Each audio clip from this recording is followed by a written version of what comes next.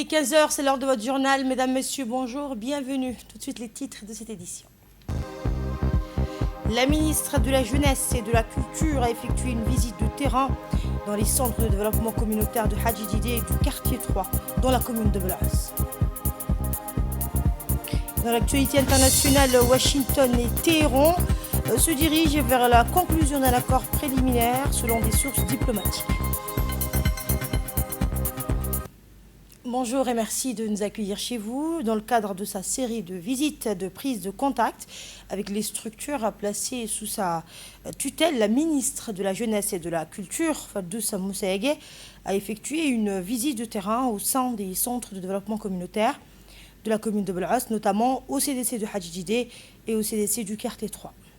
Cette démarche s'inscrit dans la volonté de la ministre de renforcer la proximité avec les acteurs de terrain et de mieux appréhender les réalités auxquelles font face les structures œuvrant en faveur de la jeunesse, de la culture et du développement communautaire. À son arrivée dans les deux centres, Madame la ministre a été accueillie par les responsables des CDC, les membres des conseils communautaires de quartier ainsi que les représentants de la commune de Blaas. Cette rencontre a été l'occasion d'échanger sur les missions des centres, les activités menées en faveur des jeunes, ainsi que les perspectives de développement des actions communautaires. La délégation ministérielle a ensuite procédé à la visite des différentes infrastructures et espaces dédiés à la formation, à la lecture, ainsi qu'aux activités culturelles, sportives et éducatives. À cette occasion, les responsables des centres ont présenté les bilans de leurs activités, mettant en avant les réalisations accomplies, les projets en cours, ainsi que les besoins identifiés pour renforcer leur impact au niveau des quartiers. Au cours des échanges, les membres des conseils communautaires de quartier ont réaffirmé leur engagement en faveur du développement local et de la cohésion sociale. Ils ont également exprimé leurs attentes concernant le renforcement des programmes destinés à la jeunesse et l'accompagnement des initiatives communautaires. Prenant la parole, la ministre a salué le travail remarquable accompli par les équipes des CDC ainsi que l'implication constante des acteurs communautaires.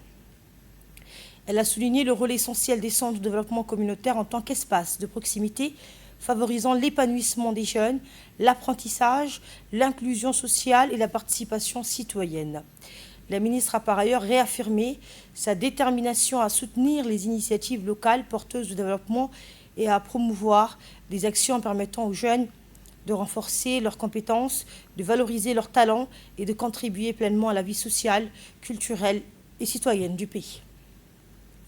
La visite s'est achevée dans une ambiance conviviale par une photo de famille réunissant l'ensemble des participants, symbole d'un engagement commun en faveur du développement communautaire et du bien-être de la jeunesse djiboutienne. Dans un autre registre de coopération et de valorisation des relations internationales, intéressons-nous à présent à une initiative diplomatique entre Djibouti et le Japon. L'ambassade du Japon à Djibouti a organisé jeudi soir une réception en l'honneur de Hassan Omar Mohamed, directeur de l'Institut des études diplomatiques, en reconnaissance de son rôle dans le développement des relations entre les deux pays. À cette occasion, l'ambassadeur du Japon, Okushi, lui a remis un certificat de mérite au nom du gouvernement japonais. Hassan Omar Mohamed a siégé pendant 10 ans, de 2013 à 2023, au sein du groupe d'amitié parlementaire Djibouti-Japon, dont il a assuré la présidence durant les 5 dernières années. À ce titre, il a contribué au renforcement du dialogue interparlementaire entre les deux pays, notamment à travers 2 visites officielles au Japon, ainsi que plusieurs échanges avec des délégations parlementaires japonaises en visite à Djibouti. Depuis sa prise de fonction à la tête de l'Institut des études diplomatiques, M. Hassan Omar Mohamed a également œuvré au renforcement de la coopération institutionnelle entre l'IED et l'ambassade du Japon. Les 2 institutions ont notamment co-organisé une conférence consacrée à la vision japonaise d'un Indo-Pacifique libre et ouvert, initiée par Tokyo en 2016 et qui célèbre chaque année son 10e anniversaire. Je suis également heureux de remettre à M. Hassan un certificat de mérite au nom de l'ambassadeur du Japon. M. Hassan, dans toutes les fonctions qu'il a occupées, a constamment œuvré au renforcement des liens qui unissent le Japon et le Djibouti. Et cet engagement exemplaire traversant les années de responsabilité que nous honorons ce soir. En fait, de 2013 à 2023, M. Hassan a siégé au sein du groupe d'amitié parlementaire Djibouti-Japon, dont il a assumé la présidence au cours des 5 dernières années.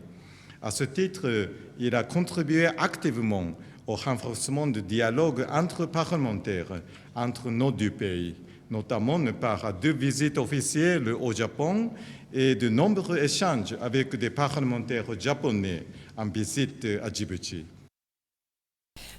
Et justement, le directeur de l'Institut des études diplomatiques a salué cette reconnaissance et souligné l'importance du renforcement des relations entre Djibouti et le Japon. Nous l'écoutons. C'est avec une profonde et immense gratitude que je reçois aujourd'hui le certificat de mérite décerné par l'ambassade du Japon en République de Djibouti. Cette distinction, au-delà de l'honneur personnel qu'elle représente, est le symbole de l'amitié sincère et durable qui unit nos 2 nations. Je tiens à exprimer ma reconnaissance à son Excellence l'ambassadeur Okoshi-san ainsi qu'à tout le peuple japonais pour cette marque de confiance et d'estime. Elle vient couronner des années d'efforts consacrés à renforcer les liens bilatéraux entre Djibouti et le Japon. En tant que président du groupe d'amitié parlementaire Djibouti-Japon pendant 5 années et membre depuis une décennie, j'ai eu le privilège de contribuer avec mes collègues à rapprocher nos institutions et à favoriser une meilleure compréhension mutuelle. Ces échanges parlementaires ont permis de bâtir des ponts solides entre nos 2 peuples. Grâce à cette coopération et l'appui du Japon, notamment à travers l'Asian Population and Development Association, APDA, j'ai eu l'honneur de mettre en place le premier groupe parlementaire pour la population et le développement de Djibouti en 2019, dont j'ai assuré la présidence.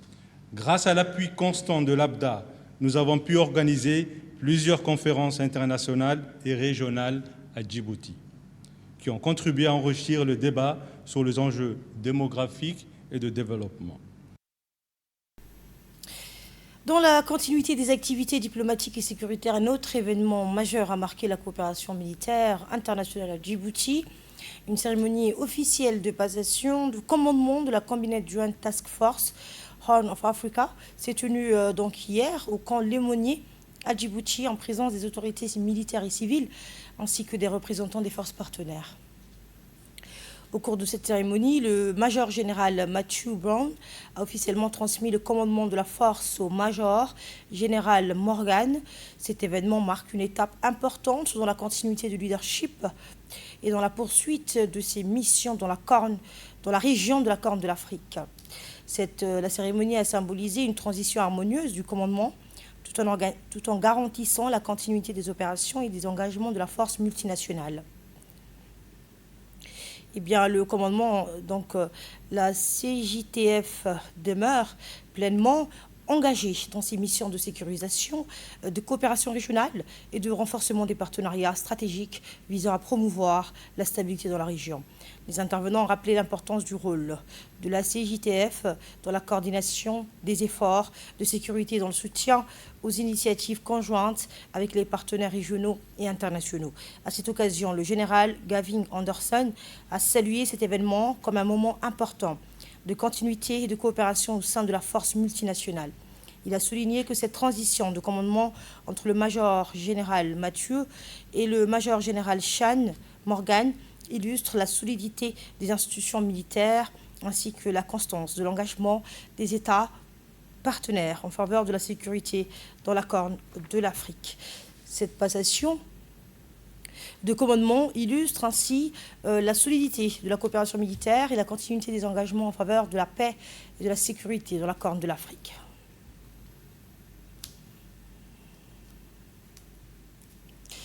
Toujours dans le domaine du renforcement des capacités de la coopération internationale, intéressons-nous à une initiative humanitaire et sociale.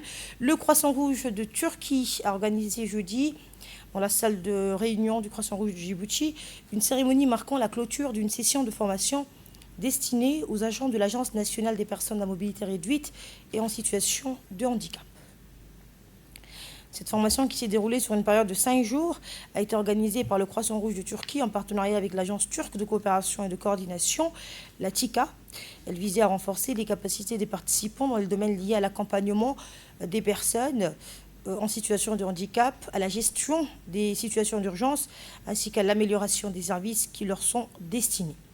La cérémonie de clôture a été présidée par Sabri Ergen, ambassadeur de la République de Turquie à Djibouti, aux côtés de Mme Hawa Ibrahim Rable, coordinatrice de la gestion des catastrophes du Croissant Rouge de Djibouti. Eh bien, les participants ont reçu à cette occasion leur certificat de fin de formation, témoignant des compétences acquises au cours de cette session intensive de 5 jours. Cette initiative illustre le dynamisme de la coopération entre Djibouti et la Turquie, ainsi que leur engagement commun en faveur de l'inclusion sociale, du renforcement des capacités institutionnelles et de l'amélioration de la prise en charge des personnes en situation de handicap. Organisé avec le soutien de TİKA, mais également facilité par le Croissant Rouge turc. Autant que Croissant Rouge, on aimerait féliciter plutôt les facilitateurs de la Société nationale sœur Croissant Rouge turc pour cette formation dispensée tout au long de 5 jours. Monsieur l'ambassadeur de la Turquie à Djibouti, monsieur le coordinateur résident de TİKA à Djibouti, merci pour votre présence aujourd'hui. Et le coordinateur de la TİKA à Djibouti a souligné que cette formation s'inscrit dans les efforts de l'agence visant à renforcer les compétences humaines et à soutenir les projets en faveur des populations vulnérables, notamment les personnes en situation de handicap. On l'écoute. C'est avec un réel plaisir que je prends la parole aujourd'hui à l'occasion de la cérémonie de clôture de la formation de formateurs sur les soins aux personnes handicapées ou personnes âgées en situation de catastrophe. Au nom de l'Agence turque de coopération et de coordination TİKA, je tiens tout d'abord à adresser ma plus sincère félicitation à l'ensemble des participants qui ont suivi cette formation avec assiduité, engagement et détermination. Votre participation active est largement et contribue à la réussite de cette initiative. Je souhaite également exprimer notre profonde gratitude au Croissant Rouge de Djibouti pour son accueil et sa collaboration exemplaire et son engagement constant en faveur des actions humanitaires. Mes remerciements s'adressent également au Croissant Rouge turc, dont l'expertise et l'expérience ont permis la réalisation de cette formation dans les meilleures conditions. Au cours de ces derniers jours, vous avez acquis des connaissances et des compétences essentielles pour mieux répondre aux besoins des personnes âgées et des personnes en situation de handicap lors des catastrophes et des situations d'urgence. Au-delà des aspects techniques, cette formation a mis en lumière l'importance de l'inclusion, de la dignité humaine et de la solidarité dans l'action humanitaire. Et l'ambassadeur de la République de Turquie à Djibouti a pour sa part réaffirmé l'engagement de son pays à soutenir la coopération humanitaire et sociale avec Djibouti. Voici un extrait de son intervention. Je tiens à exprimer nos sincères remerciements au coordinateur des TİKA à Djibouti pour son appui déterminant dans l'organisation de cette formation, son engagement constant en faveur du renforcement de Djibouti, et la TİKA constitue un très bel exemple de l'amitié entre nos deux pays. La Turquie attache une grande importance à la coopération avec Djibouti dans les domaines humanitaires, sociaux et du renforcement des capacités. Nous continuerons à soutenir les initiatives qui servent directement les populations et qui contribuent à bâtir des sociétés plus résilientes, comme dit le président lui-même, Hadj Ismail Omar Guelleh, face aux catastrophes. Je souhaite exprimer une nouvelle fois mes sincères remerciements au Croissant Rouge turc et Croissant Rouge de Djibouti, au bureau de TİKA, ainsi qu'à toutes les personnes qui ont participé et contribué au succès de cette formation. Je félicite encore une fois tous les participants et je dis, bien sûr, à la fin, comme toujours. Vive la Djibouti, vive la Turquie, vive l'amitié Djibouti-Turquie. Merci.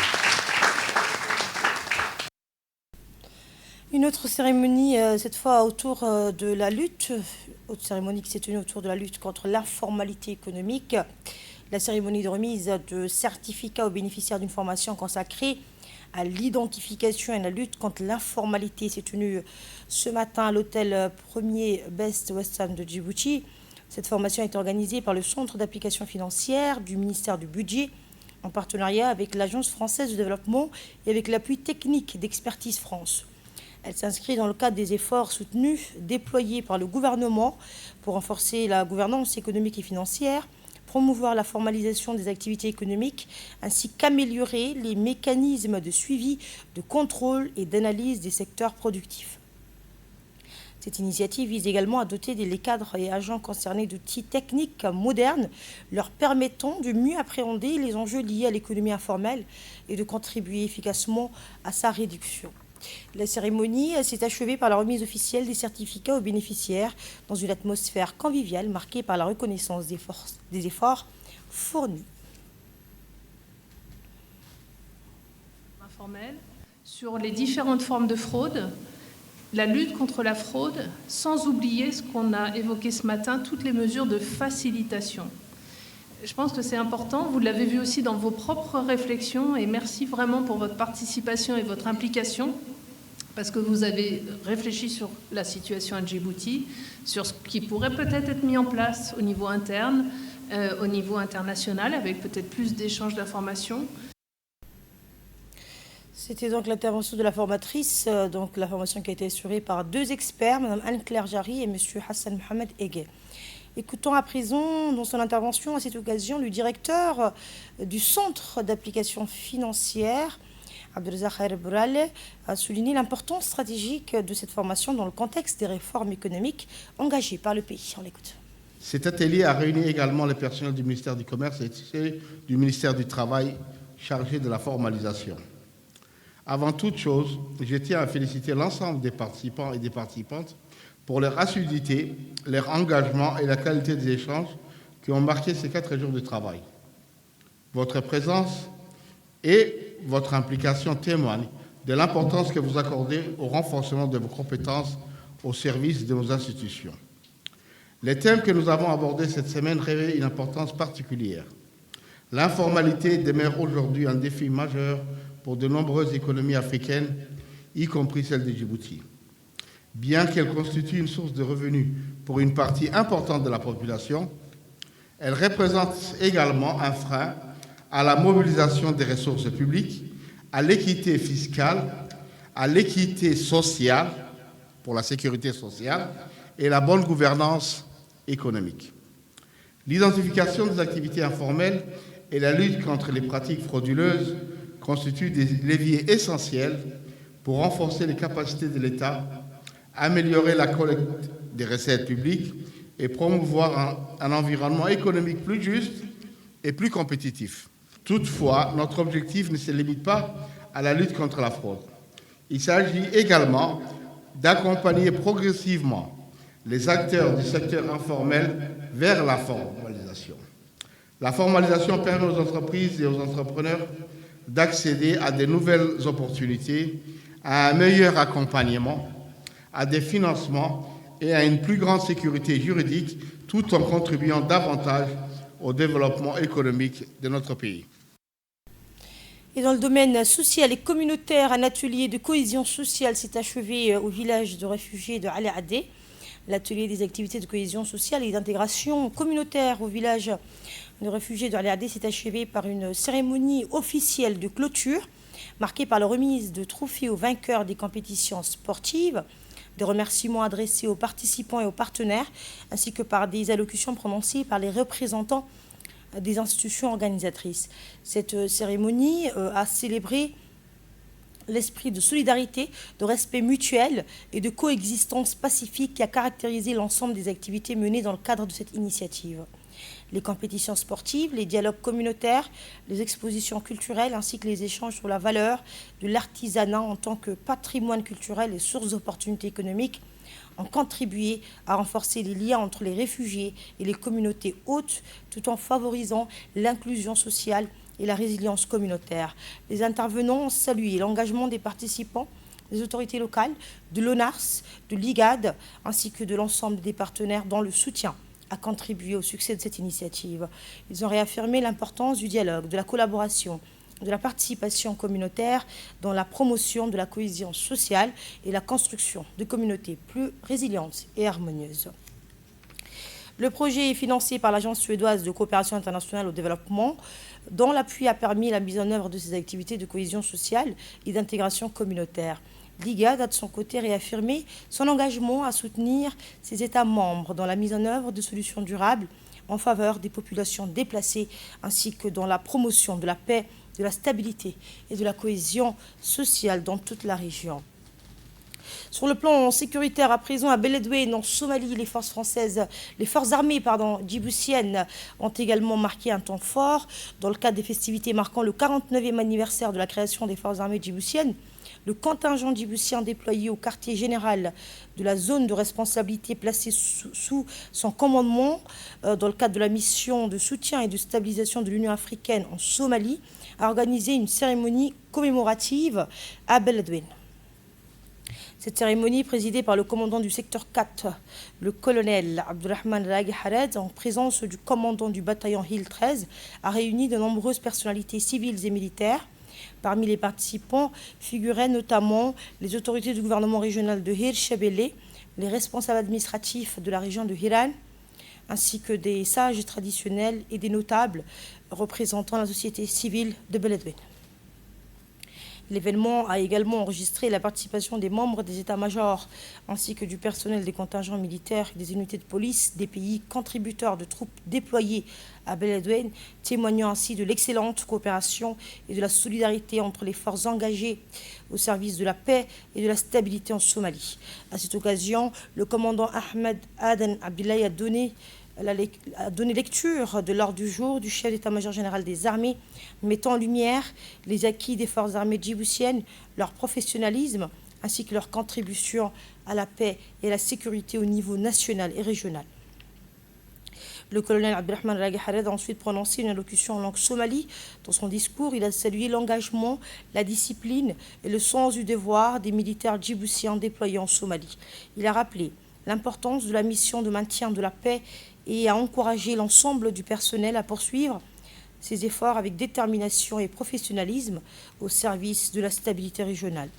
Le commandant du secteur a également exprimé sa profonde gratitude au gouvernement pour son soutien constant aux forces armées djiboutiennes. Il a adressé ses remerciements au président de la République, chef suprême des armées, ainsi qu'au chef d'état-major général des armées pour leur leadership et leur engagement en faveur du renforcement des capacités opérationnelles des forces armées.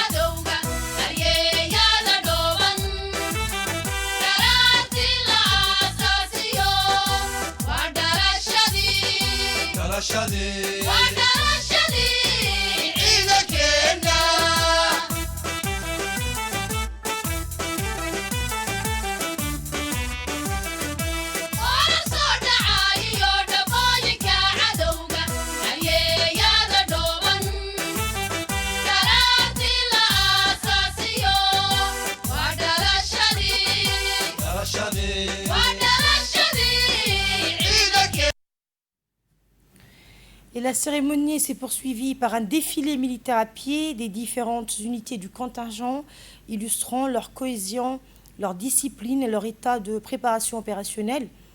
Ensuite, un dépôt de gerbes a également été effectué en hommage aux militaires tombés au champ d'honneur, ainsi qu'à tous ceux qui ont servi avec honneur et dévouement sous les couleurs nationales.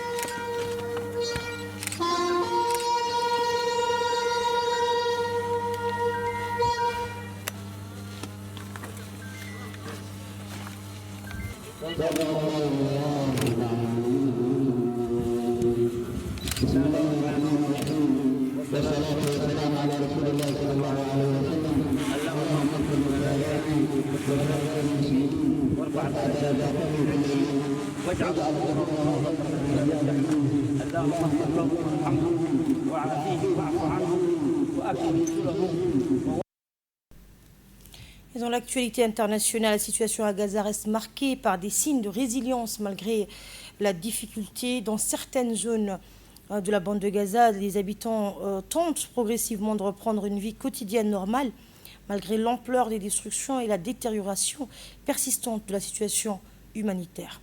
Dans ce contexte, le parcours d'un jeune homme amputé à la suite d'une frappe aérienne et ayant repris la pratique du roller après une longue rééducation et l'usage d'une prothèse illustre les efforts de résilience individuelle face à un environnement particulièrement difficile. Et enfin, toujours sur le plan international, des évolutions diplomatiques sont évoquées entre Téhéran et Washington. Des informations relayées par plusieurs médias évoquent un rapprochement entre Washington et Téhéran en vue d'un accord préliminaire avec une possible signature de distance de la déclaration d'Islamabad et le rapport progressif des discussions prévues à Genève.